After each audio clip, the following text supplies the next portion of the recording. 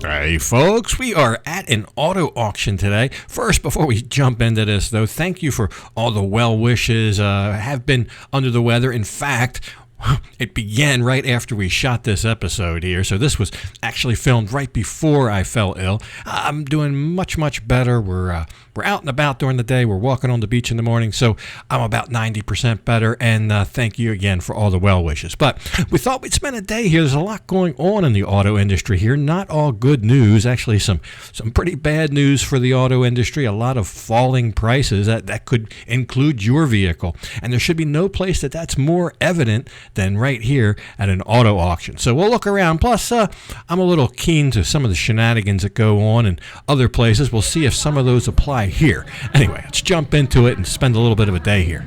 So today we are at the Union Auto Auction. Union is a big auction firm here in Thailand. There's branches all over the creation. Their main office is in Bangkok. They have a huge operation there, but they're also in Korat, Khon Kaen, Surat Thani, etc. I noticed they have a Rayong branch. I've been watching some of their auctions online, kind of what I do in my spare time, both for motorbikes, cars, etc. And you don't really have to visit an auction like we're doing here today.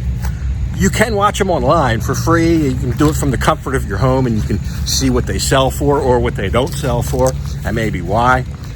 But it's, I don't know, once in a while it's nice to visit. We went to an auction about 3-4 years ago in Bangkok. That was motorbikes. Different days are different things. Some days it's motorbikes, some days it's cars, some days it's motorbikes and cars. Today is just cars here, cars and trucks. And they have a complete website where you can go on. I'll show you, they grade the vehicles here. I kind of like that. And another reason I wanted to come is to kind of get my head around the grading. For example, the body of the vehicle they grade. The best grading I saw was 3 stars, and that still means there's things wrong with it and blemishes.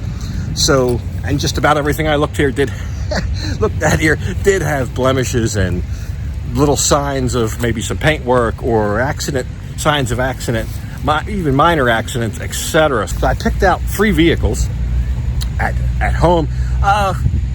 Vehicles with what I would say low mileage, maybe only a year old, 2 years old, with reasonable amount of mileage that looked like they had high ratings from the staff here. And I thought, well, let's go and see what they go for. I'll look at them. And it's just a good way to get kind of your, like I said, keep up on what's going on in the auto market. I believe a lot of these are bank auctions. I think today is SCB, which is Siam Commercial Bank. So I'm guessing a lot of these are loan defaults.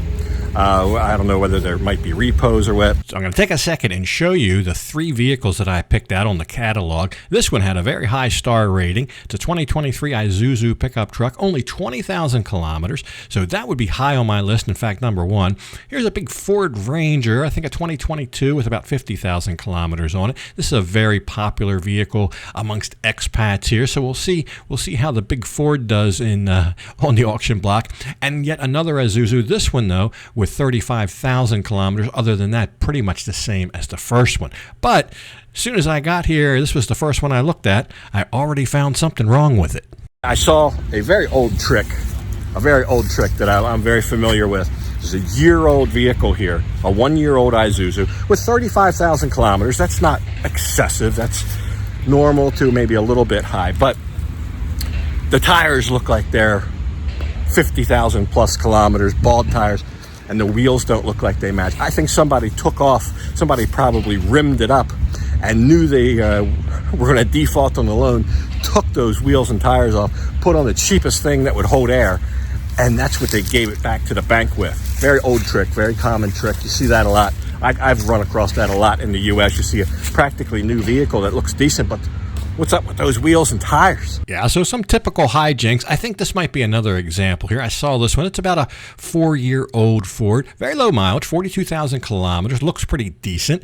But this thing has been the victim of what I would call modifications. So we'll see how that plays out. I was able to find all 3 vehicles that I researched at home first. They are all 3 here. The blue Ford, this is another thing you need to watch out for.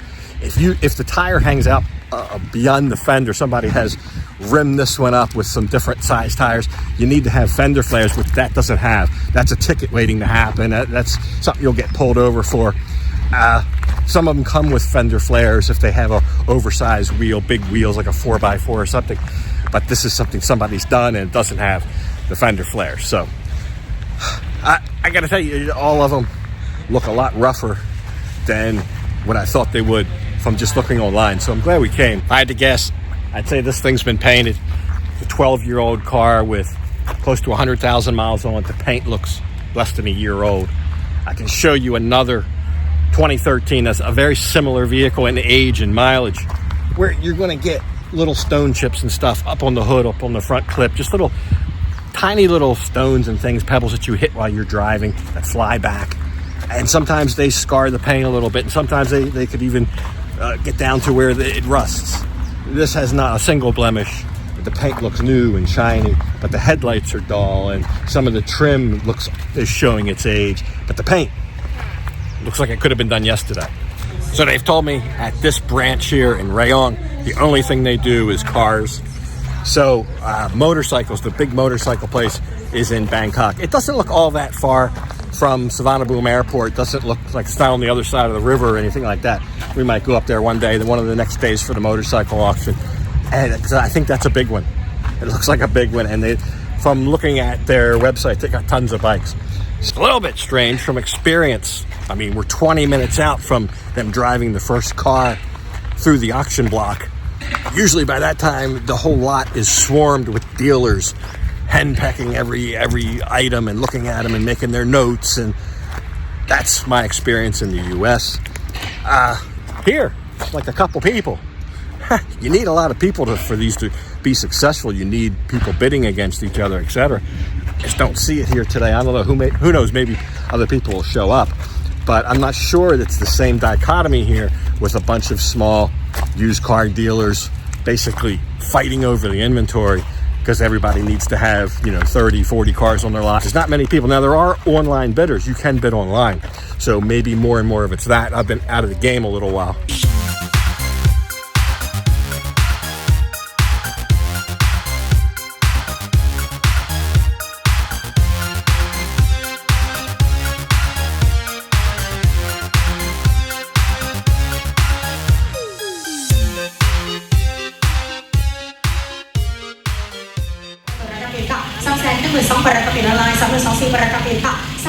All right, so since the bidding has started, we'll go through our three vehicles. Our first one here, if you remember, was about a year and a half. It's a 2023 Isuzu, had a decent star rating. But if you'll remember right, this was the one, had 35,000 kilometers, but this was the one they had taken the wheels and tires off and just put on some kind of just bald-headed tires on, just something to get it across the auction block. Sometimes this might also be a theft from an auction yard or from a storage lot where somebody stole wheels and tires and the bank just put on the bare minimum to get it across the line, like I said. So wheel and tire shenanigans aside, I'm looking for this to go at about $350. It's $350, $360 because that would be about half price of what this costs new. This is brand new, about a 720,000 baht truck.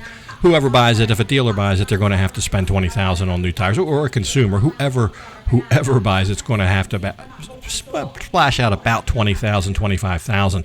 So we'll see. I mean, as a consumer, I would pay up to maybe $380 for this. For a dealer, though, you probably want to be closer to the $350. A dealer, though, would put this on his lot even after the outlay for the wheels and tires at about probably 500,000 baht. So that's what it's going to go for, 360. So a dealer will probably put some tires on that and, like I said, put it on his lot and try to make about 100,000 baht, which is what they want to make on a vehicle like that from an auction. So our next one, now this was my pick of the litter. This was my pick of the entire auction here. It's the same as the last one.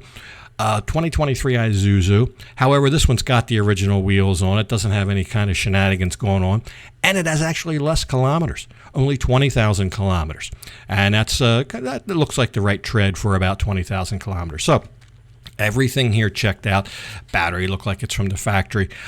Just a couple little minor things that would be expected normal wear and tear type items. I really think this is a perfect example of about a year-old vehicle. Problem is, the reserve on this is much higher at $370, so it's already eclipsing the 50% of what this costs new. And nobody wants to bid. I'll show you, this is what a new one would cost. Now, they do have a new motor option for this year, but about the same. In 2023, this was about the same, maybe 10,000 baht less or something like that. That's the same vehicle, essentially.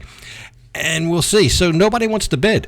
It actually came down to them starting this thing up and getting ready to pull off the auction block here before the first bid came in. And it was an online bid. If the sign lights up green, that's an online bid. If it lights up yellow, that's a bid from the auction house, from somebody that's on site here. So we'll see. Somebody will finally throw the bid. There it is, $370. I think that's a deal, though. This vehicle doesn't really need anything, and a consumer could buy that right here at the auction, save about half off of a brand new one. It's only a year and a half old with 20,000 kilometers on it. A very good deal. So there you go. That's what it looked like inside. I think I did a good job. That was the pick of the litter. That's the one I would pick. Who knows? Maybe I should have bid on it. Maybe I should have bid on it. Then I'd be stuck selling mine, though. Anyway, we'll take a look at some other ones. But I think so far so good. This is about what I'm expecting. Although keep in mind, Isuzu and Toyota here are the big hitters. I'm not so sure how some of the other ones will fare. We'll see. Here's the blue Ford with the modifications on it. Somebody's even put something across where the bumper would be there. 250,000 baht, though. I think that's a fair price, especially for a consumer to buy. But if you remember, the tires stuck out of the wheel wells here, which definitely it's something you would have to address. And they've even done stuff like put a tack on the dash and just some other modifications that I think, from a dealer perspective and trying to get financing on a vehicle like this, there's just too many unknowns trying to put somebody in this vehicle. But there you go, a 4-year-old vehicle with 40,000 kilometers. Still a lot of life left in that truck for only 250,000 baht. We'll see. Somebody might want it. Although, like I said, from a dealer perspective, might be a hard sell. So we'll see how it's going to do at the auction block here. The 250, like I said, that would be the reserve. It would sell for that. But as the clock ticked down, despite the best job from the auctioneers, they could not get a single bid on this. So that'll roll off. The sign's still black there, indicating nobody has bid, and that'll just go back in the line, maybe with a lower reserve the next time. So the last one here we were following was the big Ford. Now this was a 2022. With about 55,000 kilometers on it. There again, decent mileage.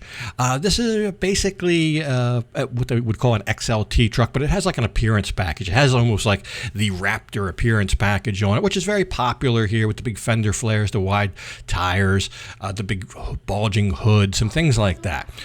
They want the reserve, the asking 430,000 baht, which here again, at or just below half of what that truck costs new. It's probably close to a 900,000 baht truck new, 3 years ago and 50,000 kilometers ago. However, this is the way this is configured. It's not configured like the other trucks. This is a 4-door. It has a shorter bed, which means less utility. Somebody that needs this for agricultural purposes is a lot less likely to buy a vehicle like this. In fact, I would say that a vehicle like this is more of a luxury type purchase item here for somebody that's just wanting a truck to drive around, not using a truck for a truck.